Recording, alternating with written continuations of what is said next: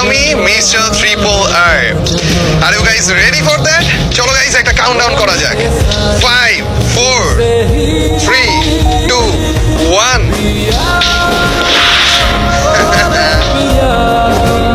ইন্টারভিউটার জন্য সময় টিভির অফিসটাকে আমি সিলেক্ট করি, ওইটাই আমার কাছে সেফ প্লেস মনে হচ্ছিল। সময় টিভি থেকে তানভীর ভাই আমার এই ইন্টারভিউটা নিয়েছে, তো উনি আমাকে রিসিভ করে এবং ঘুরিয়ে দেখাতে থাকে। এরপরে আমরা রেওয়ার্স রুমে চলে যাই, ওইখানে বিভিন্ন রকমের রেওয়ার্সগুলো ছিল এবং আমার চোখ চলে যায় হচ্ছে ডায়মন্ড। এটা হচ্ছে মিস্টার টিপোলার, যে কিনা ফেস রিভিল করবে বলে মানুষের আকর্ষণ নিচ্ছে, অথচ আমাদের বাঙালি মানুষই বোঝে না। সে ফেস রিভিল করবে বলে যে সে তো আরও ভাইরাল হইতে চাইতেছে।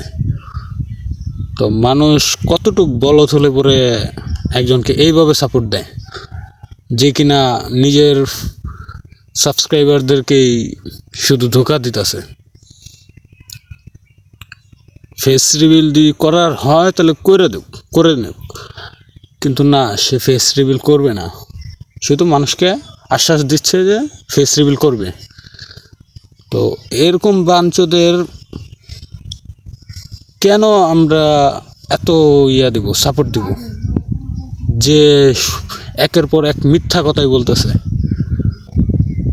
আর আমরা সেটাকে বিশ্বাস করে শুধু তার ভিডিও দেখতেছি। হ্যাঁ, মনে হয় এইটাতে ফেস রিভিল হয়েছে, কিন্তু দেখা গেছে কি যে তারই ফেস রিভিল প্রায় 10 থেকে 15 জন মানুষ, একই মানুষ কেমনে 10-15 জন হয়, ফেস রিভিল করছে 10 থেকে 15 জন মানুষের, কিন্তু তার মধ্যে মিস্টার টিপোলার। অ্যান্ড আমরা কীভাবে বুঝবো সে মিস্টার টিপোলার?